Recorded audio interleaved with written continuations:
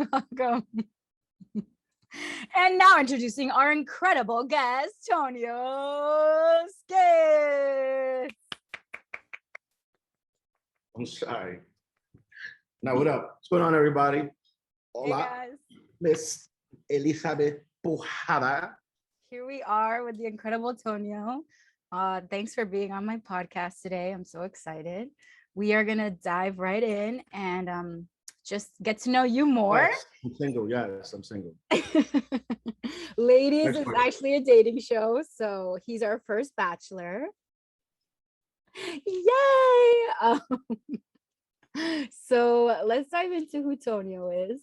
Okay, so let everybody know who you are, what you like, what were you like as a kid, and what did you want to be when you grew up, and like what's really been your journey. Like, just give us a little bit about who you are. When I was a kid, I was the class clown. I was rated most popular, right? Because I knew everybody in all the classes. This was like middle school. I remember in sixth grade, I would so I had this thing, right? I would always buy blow pops and candies, and I would give it to all the eighth grade girls. So they would always look for me in between chords. What, yo, Antonio? Where's Antonio? And like all my homeboys were like always like, how are you doing this? Because you know, saying I had the blow pops, I had the candies. I was in dance and drama. I was introduced to, well, in the school you had to have an elective. So by default, they put me in music. So I was playing the flute. That lasted 2 days. I'm like, I can't. What is this? And they're like, well, the only thing you have is dance and drama. I'm like, put me there, whatever.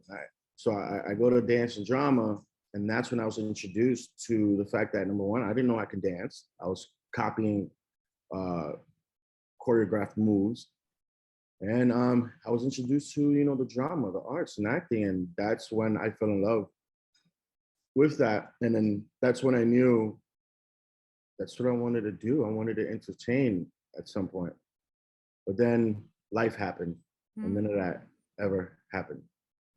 Wow. Yeah. So it did happen, but it took some time. By accident, kind of, because that wasn't. So what happened was during that time, I lost my mom when I was 15. I was in foster care. All of my brothers and sisters, we were all thrown in foster care system. And then after that, we found my mom's sister that lives in Miami. So eventually, after I graduated high school, I moved to Miami. And obviously, dance, drama, and acting, that was not even an option because I had to work. You know, I had to take care of my sisters and my family. So I was just working and finding different jobs. At some point, I was even homeless in Miami. I was homeless, living in friend houses, cars, until I figured it out. And I landed this job in a mortgage company. And for 8 months, I didn't make $1. I was 19 years old trying to learn what these 40 and 50-year-olds were doing.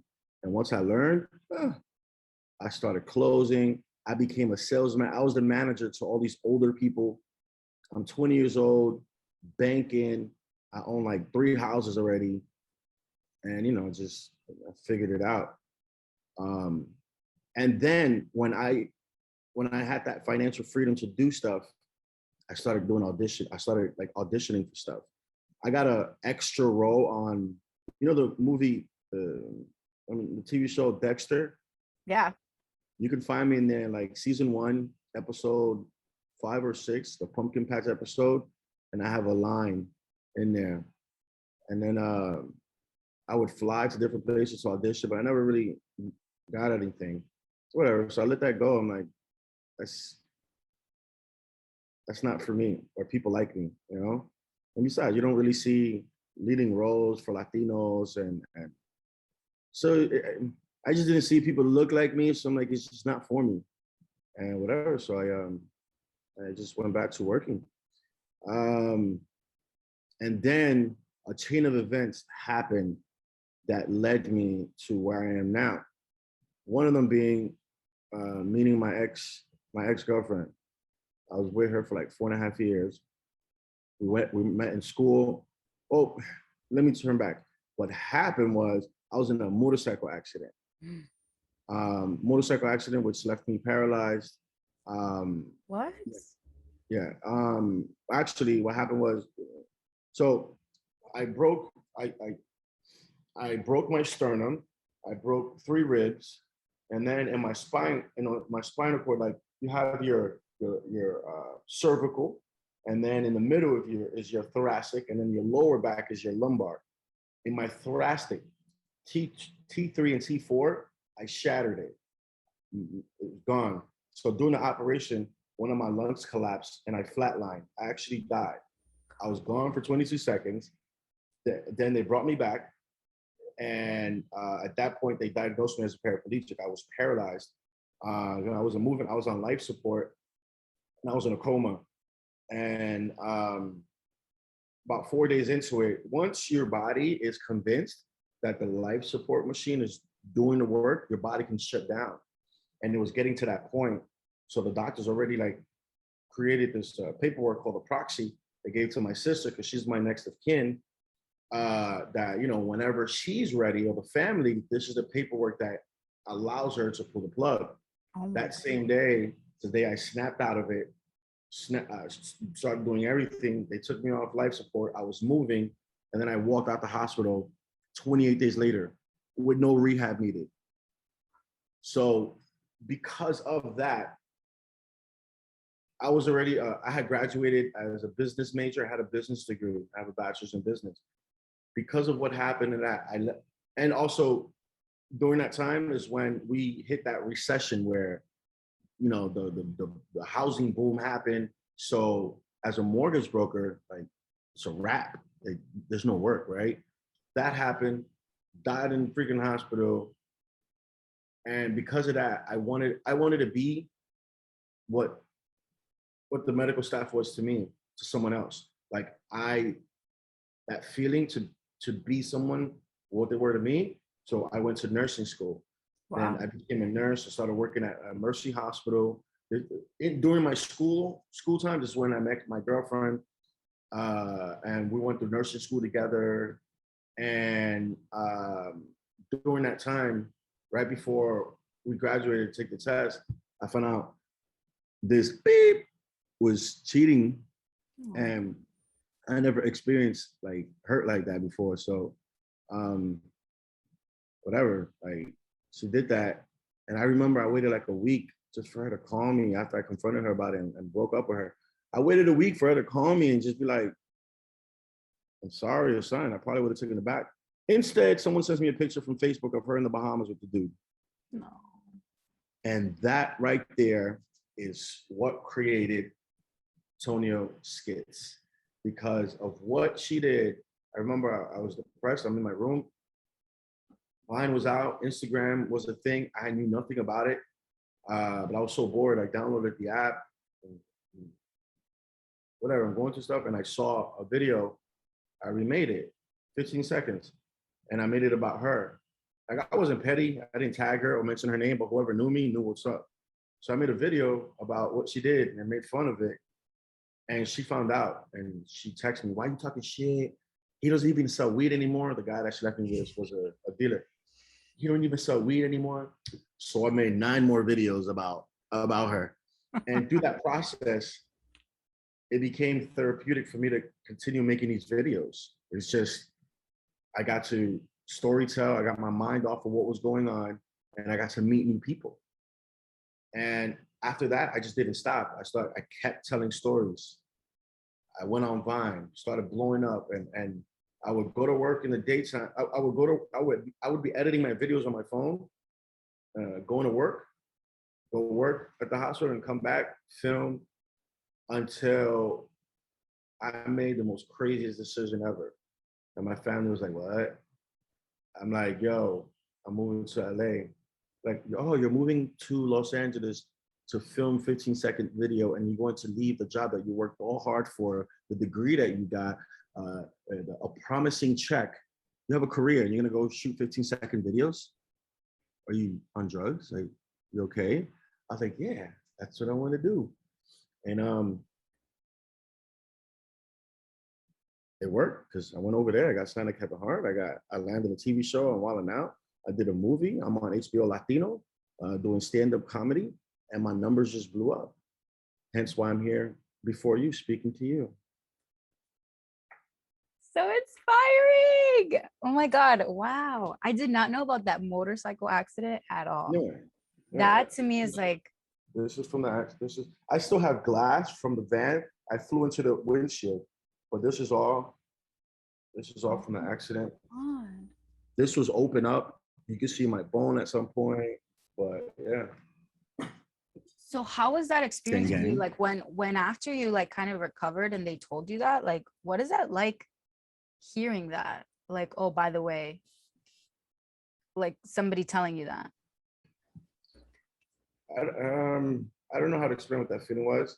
All I know is that I was not ready to go, and I don't care what. I don't care if God was like, "Yo, let me holler at you." I'm like, "Nah, holler at me later, bro. I'm not coming." Like I was just so determined to recover. Um, I just, I don't know. For me, when the doctor said it didn't matter, like but there was so many. The my sternum, they said it was literally centimeters from piercing my heart. So I had that situation going. My ribs was so screwed up. Whenever I cough, like the pain is like to die. And then I currently have 10 screws and a bar in my spinal cord. And I have all mobility. I still can flip, run, have amazing sex. You know what I'm saying? My bad. Amazing sex. It's like a blow backs out. You know what I'm saying? So He's just throwing that in there, ladies. You know, he's just throwing that in there. yeah, I'm just back blown out. Talking about you're gonna need a type of surgery I had. So yeah. I love that so much. Well, thank you for sharing that and for sharing even like the foster care and stuff like that. Because I think the reason I like to know where someone came from is because I think a lot of the times we glorify the success or where people are right now. And people that want to be there don't realize that this person that's here had to go through a lot to get to where they are. Oh yeah, they And don't. I have no we all idea. know, and we all know, like at least like through our friend group, like with Madi and stuff like that, like they always tell me like Tony is one of the hardest working people you'll ever know, like you ever meet. And people don't see that. Like people don't see the behind the scenes, the fact that you're, you know, working on music, that you're getting up every day, every single day, like waking up always. And also you're very humble. You know what I mean? The fact that like you associate with me or Madi, like you gave Madi her like her start, you know, and like you're very, you know, willing to work with people, where a lot of people that get to that point, they change. They're like, no, I don't want to associate with you, or I don't like, what are you bringing to Yeah, the I table? see it every day in my circle. Yeah. And it's People are like that. ugly. It's Yeah, ugly. I just feel like everything I've gone to keeps me grounded. You know, I just know. I mean, I'm no different than someone who doesn't have followers. Like social media can go away tomorrow, and that's always how I look at the situation. It's like I'm no different than you. This is what I do. I have a bunch of following. I entertain millions of people, and I feel like to be in that position is a privilege.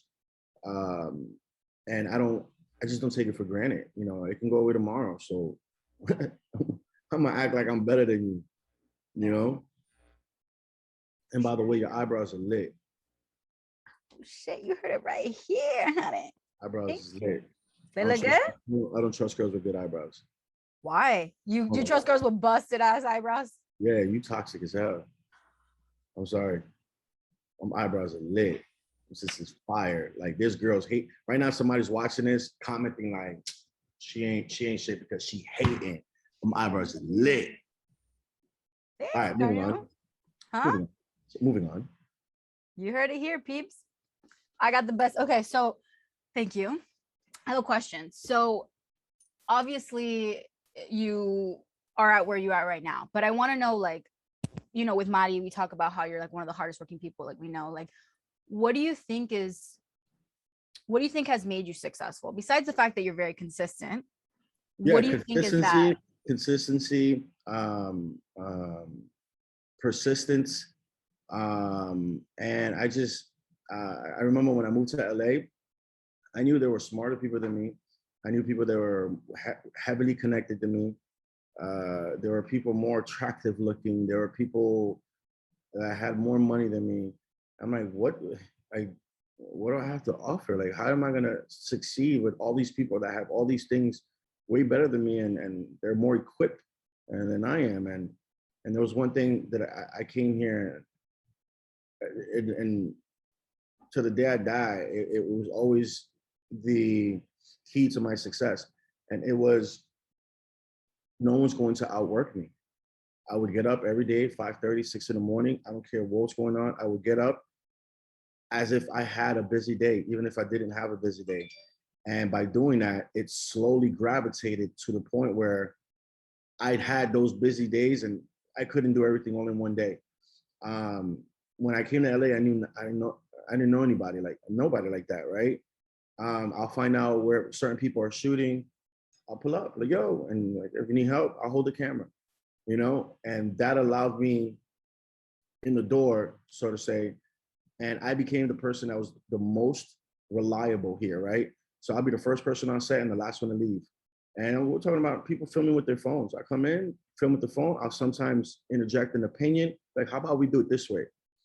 And to the point where they started respecting what I'm saying, they started asking me, hey, Tonio, what about this? I'm like, yeah.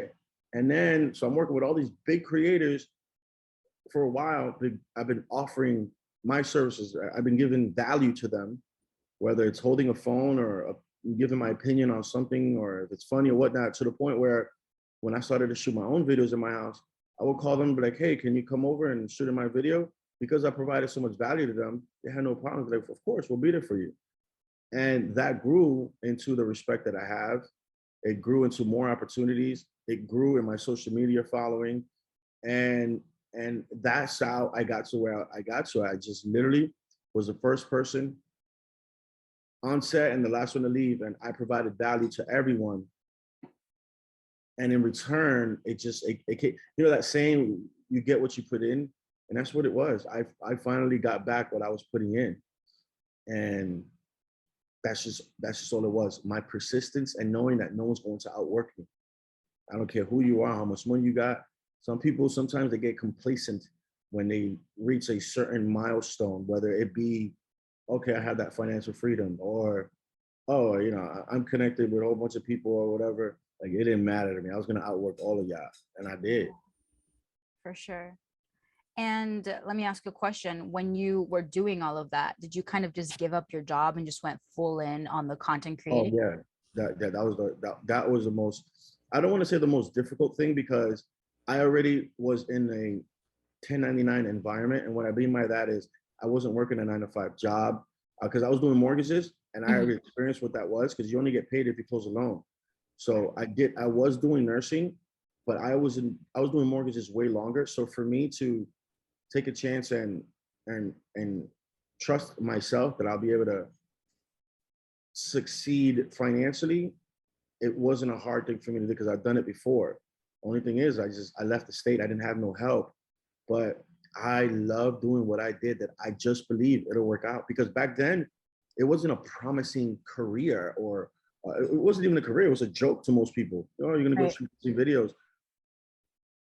It didn't matter to me. I just felt like I just wanted to do what I love, and I felt like I just once you put yourself in a situation that you must, you have. If you put, I'll give you an example. If I had $1 million in the bank, there's going to be lessons and situations that I would never learn from because I have $1 million in the bank. I don't have to think about what do I need to do to get this money to pay the rent. Because when you're put in those crazy situations, it forces you to think different, to survive, and to do certain things in order to achieve your goal. If I had that cushion, I wouldn't be able to think like that. But because I put myself in that situation, I'm like, I have to make money no matter what.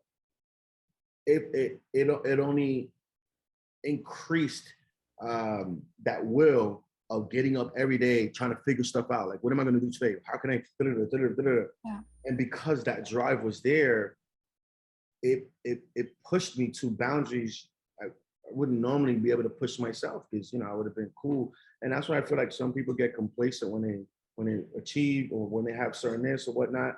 I just stayed hungry Yeah. and just didn't quit. Yeah. It's so funny you mentioned that. And like, I feel like I have a lot of friends that talk about that they have like a career or something like that. And they're so scared of leaving that comfort zone to kind of go all in on their thing. And it's kind of been like a reoccurring theme in my life right now in this little season that I'm in, where it's Mm, like I have a job that I'm making good money with. And it's the first time that I have financial security where it's like I can invest in big things for myself and know that the money's going to come right back in. Whereas before, when I was all in on acting, it was like very like spur of the moment, like, it wasn't as consistent and I didn't feel financial security. But at the same time, now I'm starting to feel that like, I just had a breakdown yesterday or 2 days ago where I had to like call my mom and just be like, I have so much fear of going all in on my career and like kind of leaving one of my second jobs to kind of give myself more time to create. mm. And that fear of losing that amount of income, I'm like, I can't do it. And my mom's like, why can't you do it? Like, what? She's like, what is the fear? Like, don't you trust yourself that you can just jump and that and just like She's worst comes right. to worst, you But can the go thing get is another that job? that fear you have, when you take that leap, that fear turns into determination, turns into persistence, turns into the shit that you need to get to where you're going. Yeah. You have to convert that fear to what's ultimately going to get you to your passion, whatever that may be. Yeah. But at some point, you're just going Yeah. to have to do it. And the thing is, like, usually sometimes like what I've learned is that if you're not working it, no one else is going to work this industry for you. Like, you can have a great team, but I trusted my team enough to kind of keep me going. And I'm like, no, Liz, like if you're not in it every day, your team's not going to be in it every day. Nope. If you're not pushing your team, if you're not finding the opportunities, it's never going to happen for you. So I feel like that's the big thing, is that you have to have that. And you're right, and that's why I love having like friends like you, like that I could, because I could call you at any time and FaceTime with you and talk things with you, and I feel really blessed to have people like that. Like a boyfriend, right? We've been in a whole relationship for about about a year and a half. Bestie. Yeah, bestie. Anyway, Now like people a are gonna be thinking boyfriend. like, yo, they fucking no, we're not. You wish. Yeah. Okay. I'm trying to think of the next question to ask you. Yes, Puhala. Okay. So here's the next question. This is for the people that are listening that want to be where you're at. What is, besides the fact that we kind of already went into that, which was, you said, like determination, what is the advice you give somebody that's kind of just starting out? Like they just don't know if they're even funny. They don't know, like they know that they kind of want to start creating. It's a very simple answer: execution. So a lot of the problems most people have, I get DMs, yo, I want to do what you do, and I go to their page, and there's nothing there. I'm like, bro, the difference between me and you is execution. You have a phone, you have a brain to come up with some ideas, film it. Everyone is so stuck on perfection and, oh, what if it's not right? Or, oh, but I don't know how to do this. Like, you're thinking the wrong way. You're Yeah. thinking how you are being perceived by others that don't even exist yet. There's an audience for everyone, right? Yeah. If I want to do videos about boxers, and there's an audience for people that wear boxers, or I want to do boxer, there's an audience for everyone. The problem is you don't know what your audience looks like because you haven't done anything. And people like to start editing or judging content they never created. It's the most insane thing. I don't know, but I want to start. But what if I don't know what to do? You do know what to do. You have a phone, you come up with an idea and you film it and you post it. And it's so much easier for someone to hit me up. Yo, I want to do, what you think. And I happen to see the message and I go on their page and they actually have content there. And then now I'm like, oh, you know what? Hey, how about try this? Or now I have something to judge to then So they waste all that time and why they don't do what I do, or stuck on how should I start or whatever. It's just basically execution. They just don't do it. So my advice to anyone that wants to do what I'm doing, do it. And after you do it, then reassess, go back and see what's going on, see whatever. There's an audience for everyone. Everyone's online now. Yeah, you're right. Yeah, You're right. that goes for you too. I'm working on it. I am This interview 100%. was supposed to be done 6 months ago. I know. Dude, I know. Look, like I'm We're the here. first to say that I have 100% take, but you know what? I needed it. I needed the setback. I really did. Because now I have that determination again. Because I do think that sometimes you get burnout creatively. Like sometimes my passion, like a podcast, became a task. It started to get to the point where it was like, I have to knock it out. I have to do it. And I dreaded it. I dreaded the conversations. I dreaded the time. I dreaded the scheduling. And now it's like I'm finding a purpose again as to why I want to have these conversations and what I like about it and how I want to market it, you know. And a lot of my friends that used to tell me like, dude, I loved your show. Like, why'd you stop? Like, why did you stop? I love these conversations. So I'm excited that I'm kind of getting back into it. And so Tonio has a new song that's coming out and I'm gonna be in the music video. Yeah, I have a whole bunch of songs. Talk about it. Talk about music. Why'd you get into music? How's that? Well, the thing is, I've always, people know, because I'm on a show called Wild and Out. It's an improv comedy show. So I rap on the show. So people know, I can rap. But because of the pandemic, and the thing is, in music, there's, I found that I can express myself or story tell in ways I can't in a video. So it just became another avenue for me to tell stories. More importantly, I get to speak about me because everybody knows Tonio Skits, but then nobody really knows Antonio Ramos. And through music is where I can do that. My perspective in things, and the music is not Tonio Skits. It's me. It's just my life and the things I've experienced and my relationships. And Tonio Skits is just a persona online, but my music comes from me. So it's just another way to connect with my audience. And I've always loved music. I never knew I loved it as much as I love it now. And the more I have about 20 songs already, to be honest with you. And the more I do, the more I fall in love with it, And basically how I started it was execution. I'm like, there's a beat, have an idea, let me see what this sounds like. And I just didn't care if someone judged it, or if you listen to like my beginning music, it was kind of trash, but I loved it. And it's so important because that's what got me to where I'm at right now. So, and now I'm doing it. Yeah, that's awesome. You should be proud of yourself. Like the fact that you have the permission to give yourself to explore and not be scared is like, it's Yeah. almost like, I don't think a lot of people give themselves that creative permission where it's like, okay, like I'm just going to try this out. Just going to put this out there. If people like it, great. If they don't, it doesn't matter if anyone else likes it, as long as you're fulfilled. I remember when I first met you at Mari's party and you're like, yo, this is my new song. And I thought you were joking because like, I just know you're funny. So anything that comes out of your mouth, I'm like, he's so funny. He's joking. And then you're like playing the song and I'm like, oh shit, is this like a funny thing? Like I'm trying to find the punchline. I'm like, oh, you know, like this is like actually a song. And then they'll be like, no, no, Liz, like I was so that's happy. actually his song. Yeah. That's actually his song. So I'm like, damn, all right, that's awesome. So what is your like big thing that you're working on now? Like, where do you think you're heading? Like, what is it that you're working on? What's your vision now? Or is it just to kind of continue where you're heading? Drop my album, move to Atlanta, film my movie. That's right now the goal. I have 2 movies that I'm trying to film. I wrote 2 movies. How do you feel about it? You like it? So yeah, it's lit. I got one movie called, can I talk about it? Yeah, I could talk about it. I got a movie called Group Chat, and it's a real life story. Like in my group chat is, King Bats, Daystorm, Lamar Morris, that show, New Girl? Yeah. The black guy from there. That's Yeah. my bro. Michael B. Jordan. We're all, it's a Wait, brother. hold on. Yeah, Michael B. Jordan is in your group chat. yeah, I've known him for about 6 years.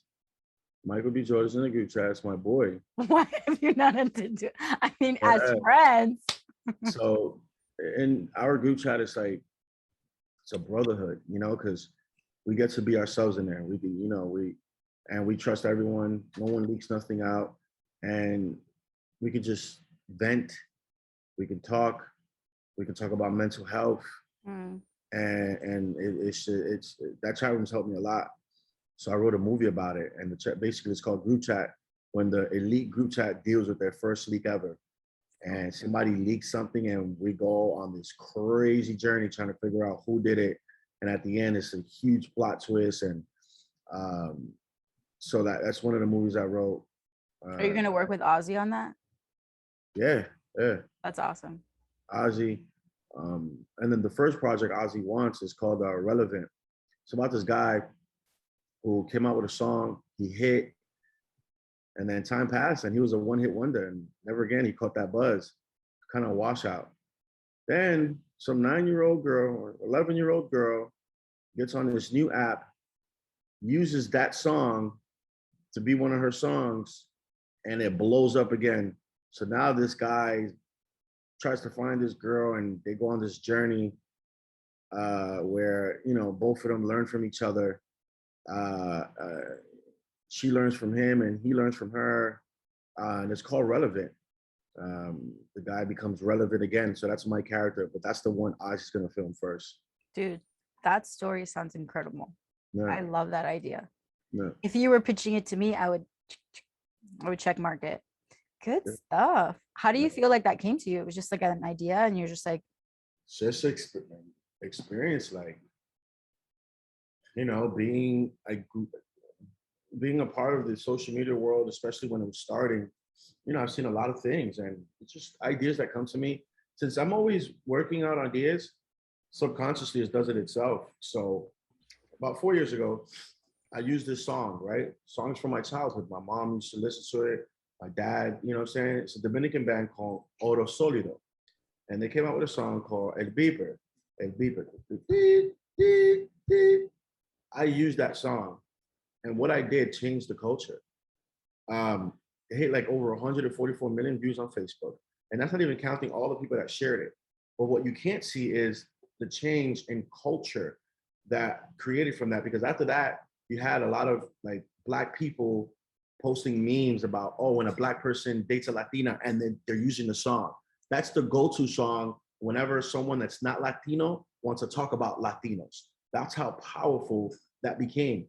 Even more so because that song went viral, a 20-year-old song, the band Oro Solido went back on tour and were getting booked in all these different clubs all over the United States because the song was hitting again, right? There's a new generation never really heard that song, and the song is just one of those timeless merengue songs.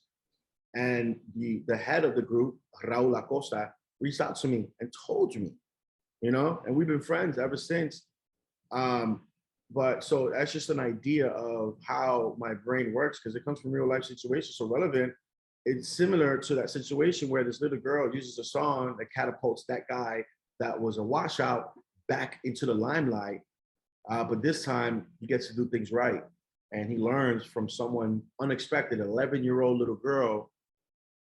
He gets to learn a lot from, and she learns from him too in that journey that they're both put in. Tonio, you're so inspiring, man. Honestly, like that's all I can think about. Like listening to you talk, I'm like, wow, like I have so much trust and faith and in God. And that's why I love starting from the beginning because it's like you hear this story of this person that went through a lot and like you have so much tragic that happened in your life. Yeah. But and the fact that like even at 8th grade, like you were saying, you were still exploring, like God still planted that seed or whatever you want to call it, like the universe planted that seed, like, oh, I love dancing, I love this. So it's like, oh, I'm not going to have that. And then even so, like your life unraveled.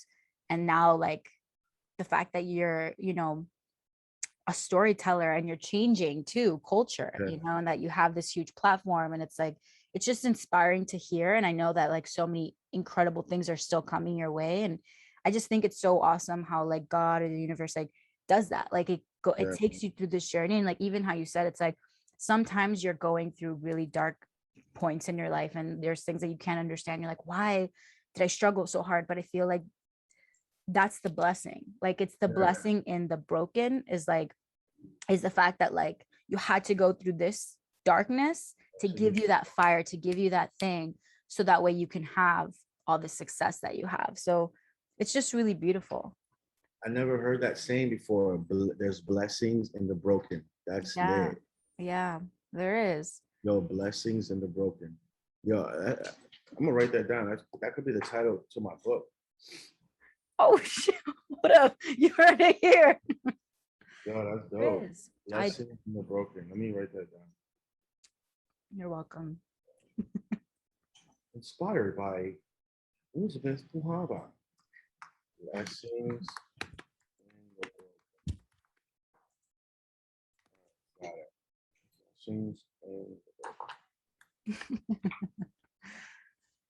No, yeah, I think it's beautiful. I think your story is really beautiful. I think it's very inspiring, and I'm really grateful that God put you in my life, because I think in the season that I was in, um, I felt like I needed to, and I told Maddie the whole story about how I had been trying to manifest Ozzy into my life.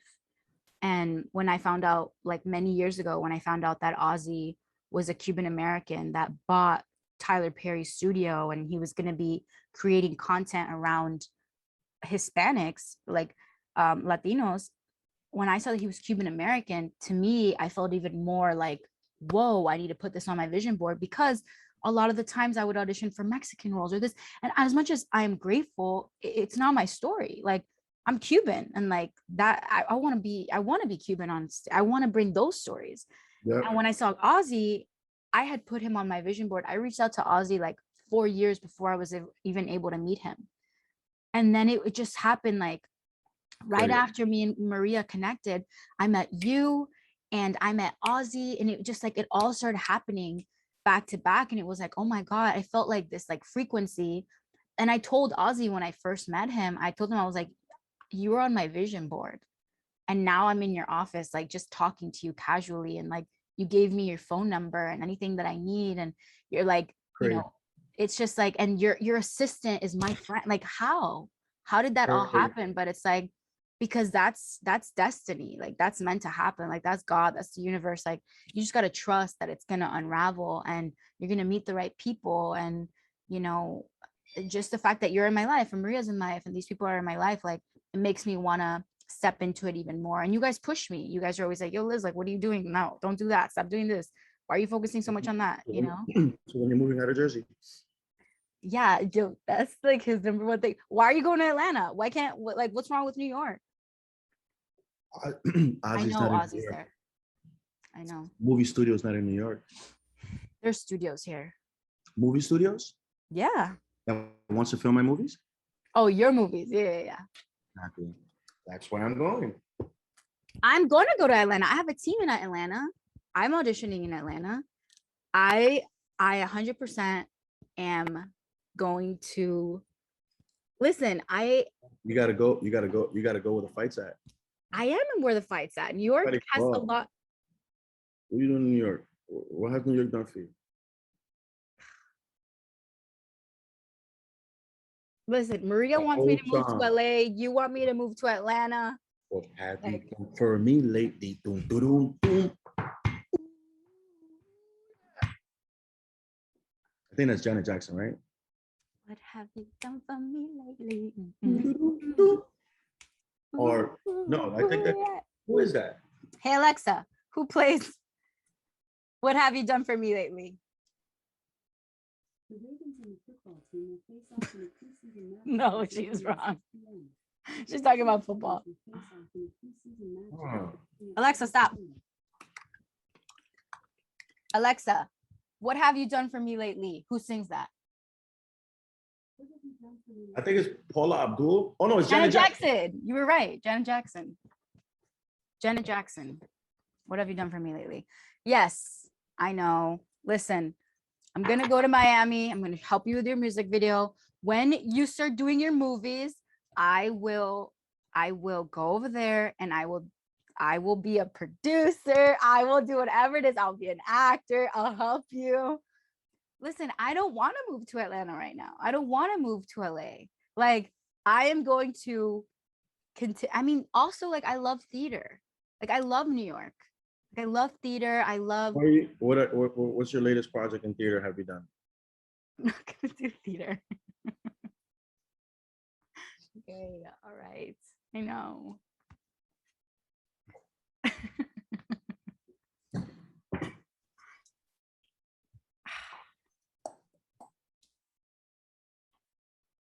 What's your eyebrows though? Hey, I know. I know. Look, I'm working on it. Okay. I'm working on it. I really feel that I need to be here right now. Although you and Maria are like the ones that are always, I mean, Maria wants me to go to LA. You want me to go to Atlanta. I mean, I think Atlanta's great. I really do. I do think that there's a lot of opportunities there. And Aussie is there and Aussie was hiring and I could have gone there. But I don't know. I feel like I guess we'll see. We'll see. We'll see if that's where my life takes me. yeah, there's dominoes set up right now. And watch what's gonna happen the moment I make a move. Everything's gonna change. Even Maria, everyone's gonna be affected by it. Watch, just waiting. Oh no. And if you don't fall in that domino, I know. And I mean, I don't think that I have to move though. Like, I think, I mean, you do things in Miami and Atlanta all the time. I mean, you do things in LA and in Miami. because I'm in a position to do that now. Before that, none of this would have happened if I did not get myself up and remove myself from this comfortable setting in Miami where I have my family, my friends. I went to LA to make what's happening now happen. At some point, you're going to have to become uncomfortable. I mean, your argument, the only argument that would work is, hey, Antonio, I'm doing it already and I live in Jersey. But if it's not being done and you still live over there, what argument do you have?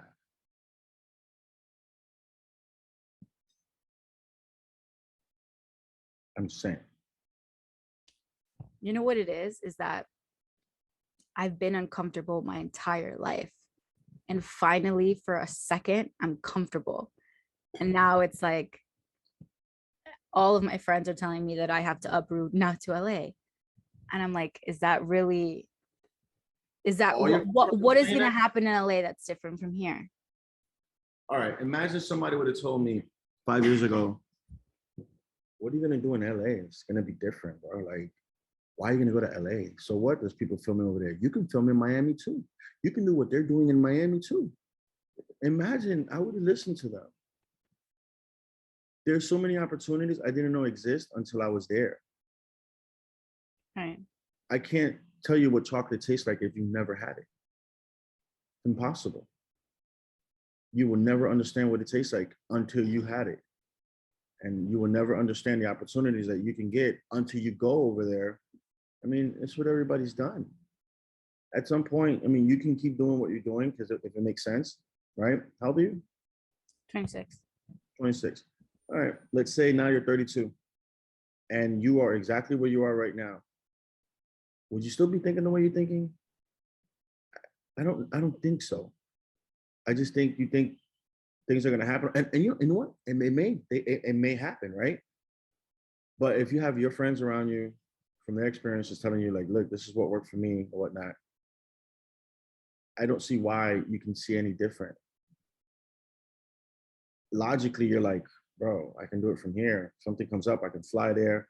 But you do not understand the opportunities that exist when you're actually at the place where you want it to happen on a day-to-day basis.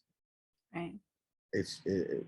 Things just happen, you know. But that's what happened in LA. You know, I remember it was like November, Decemberish. LA LA gets empty because everybody goes home to their families or whatnot. It was my first time staying here, right? I stayed in LA.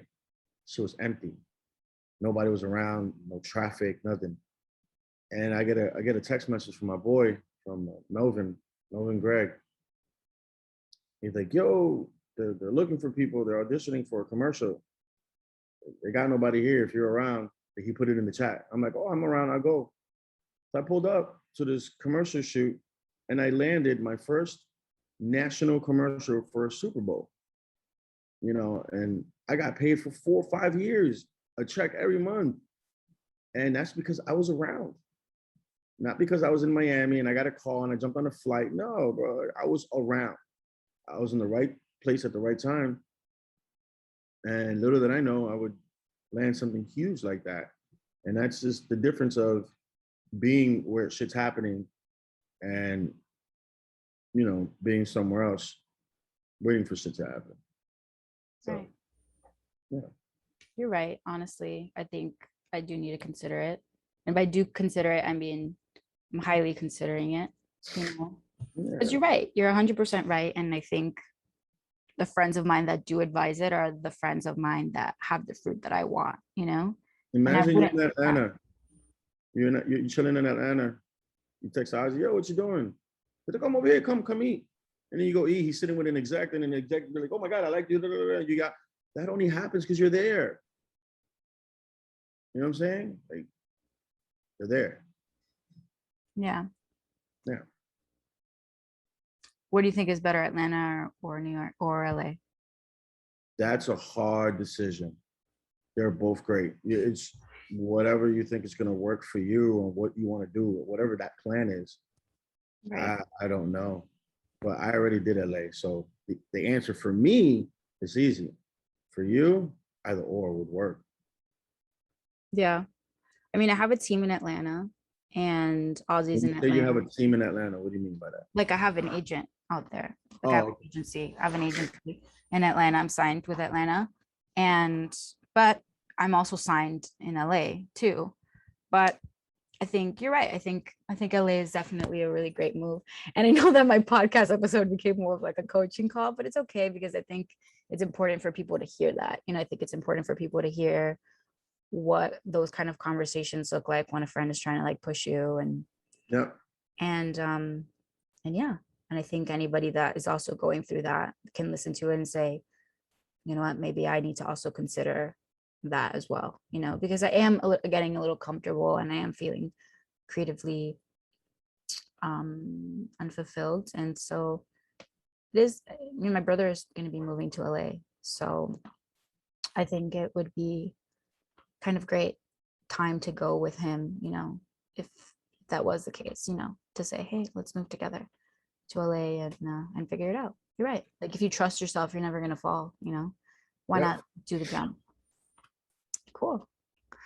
Well, let's sign you off of the podcast. Thank you so much, first of all, for taking the time to talk and for being so open and for pushing me. Where can people find you? How can they connect with you? Tonio Skits on all platforms. SKITS. Tonio Skits. Facebook, Instagram, TikTok, Twitter, Pornhub, and forget that last one. And Snapchat. Yeah. OnlyFans. No. Yeah, just Pornhub that doesn't exist because the name is Tonio Skits. But whatever. Anyway, we'll talk about another time. Flowing backs. Oh, you know what they say? If he's talking about it, that means it's not happening. There you go. False advertisement. Just Yep. Come over here with that false advertisement and walk back crippled. He wasn't lying. Oh shit, he was for real. All right. Well, I love you and Love you. Dad, I'm a brother. So if I ever make time, it's not for these whores. So I'm right here editing, so regretting it. I'm sick to the world, making skits to feel the medicine, drinking for the hell of it. I don't do the sedatives. If I ever do drugs, you might get another Eminem. So easily, my anxiety, my ex wanna die with me. She makes it so hard to breathe.